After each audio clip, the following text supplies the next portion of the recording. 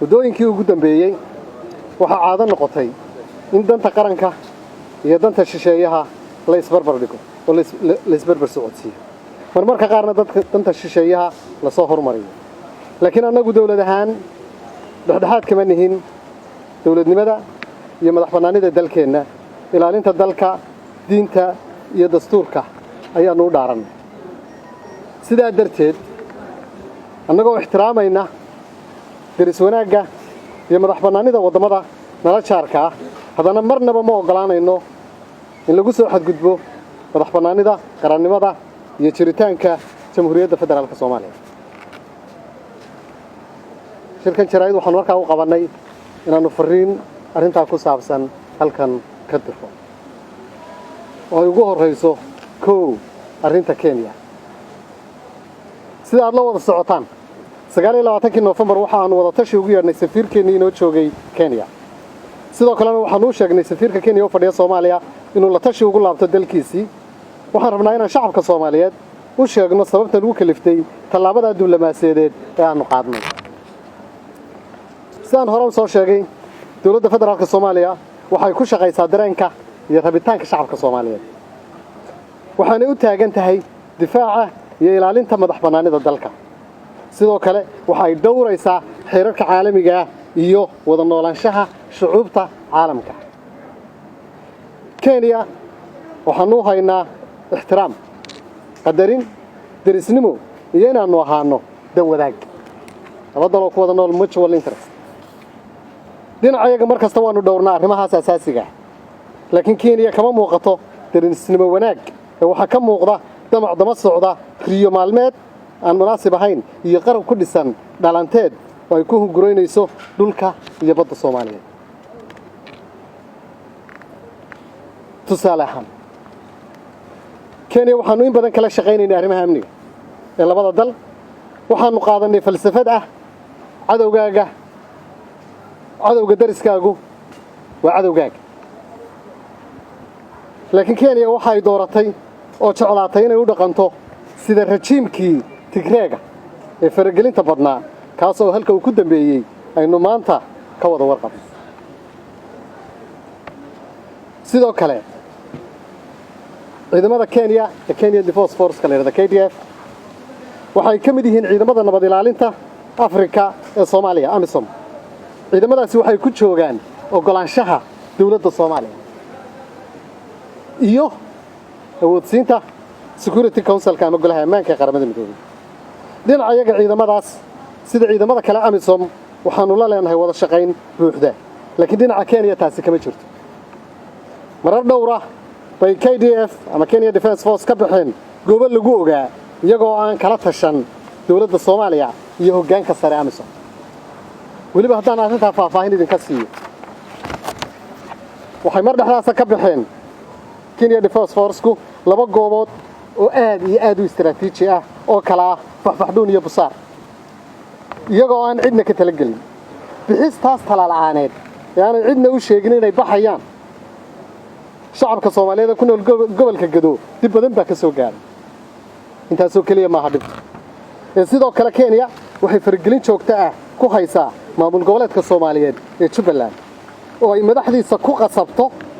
arrimo ka soo horjeeda oo ka dhan ah danta iyo wadajirka ummadda Soomaaliyeed wada shaqayntii Kenya si wadaay duulimaadyada caalamiga ah ee Kenya ee hawadeena mara inta badan waxa ay isticmaalaan hawada Soomaaliya Somali Airspace si hufan oo hagarlaana waanu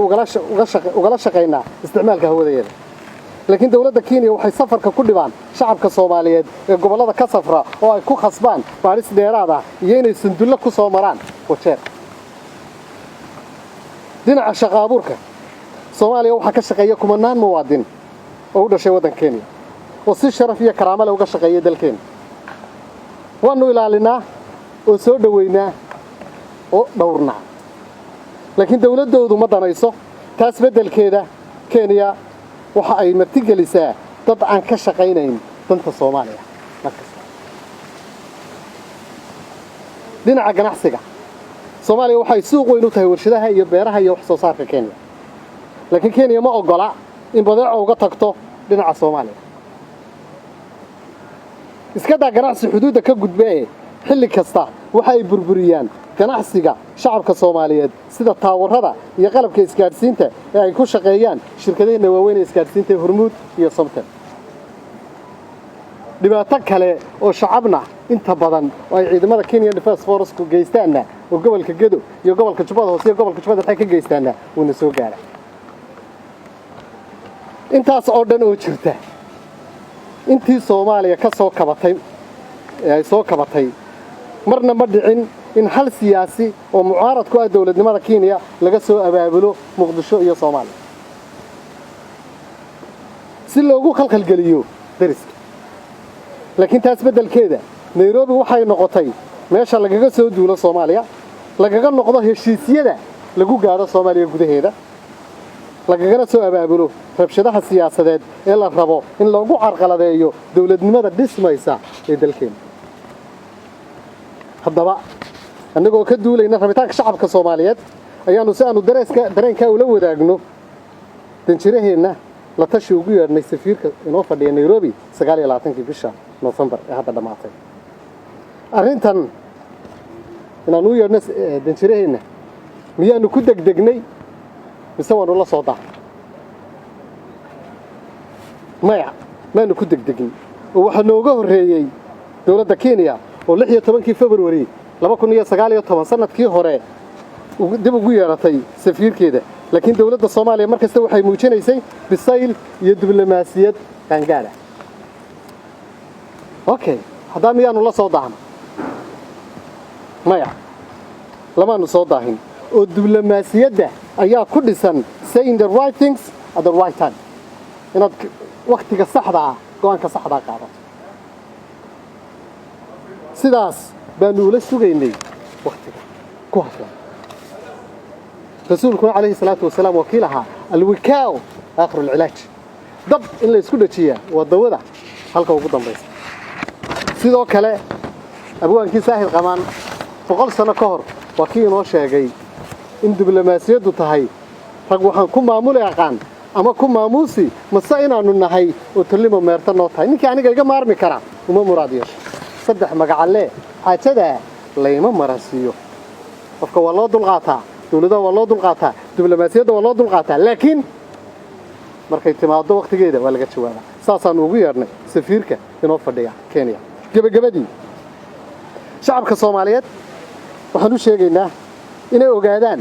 in Soomaaliya aanay maanta ahayn Soomaaliyada burbursanay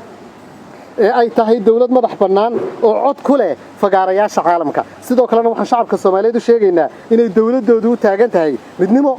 wadaniyad madax bannaani qaran dawlad wanaag iyo ilaalinta sharafta dalka ma aqbalayno inaanu dib u laabanno ma aqbalayno inaanu hal dhibic ka tanaasulno awoodda iyo madax bannaanida qarameed ee Soomaaliya sida uu nafarayo qodobka koowaad ee dastuurka Jamhuuriyadda Federaalka Soomaaliya faqradiisa 3 iyo sidoo kale qodobka 2 faqradiisa koowaad iyo faqradiisa 7 ee xadga qaramada midoobay oo adkeynaya madax bannaanida iyo in sharci darro ay tahay in la farageliyo dal xor ugu dambeyn siyaasiyiinta mucaaradka ku ah dawladda Soomaaliya siyaasiyiinta mucaaradka ku ah dawladda Soomaaliya waxaan ugu baaqaynaa inay ka waantoobaan inay danta dalkooda ka hormariyaan danta dal kale xilku waa maalmo xilku waa meerto xilku waa maalmo kooban laakiin qarannimadu waa wax weyn annagu maanta waxaanu siyaasadda ku dhisan kalsoonida iyo sarreynta magaceena ugu shaqaynaynaa si jiilka soo socda aanay ugu noolaan qaranjab iyo gacmo hoorsi ee ay ugu noolaadaan qad iyo qarannimo siyaasi kasta oo Soomaaliya ahna sidaas oo kale ayaanu ku boorinaynaa waa mahadsantahay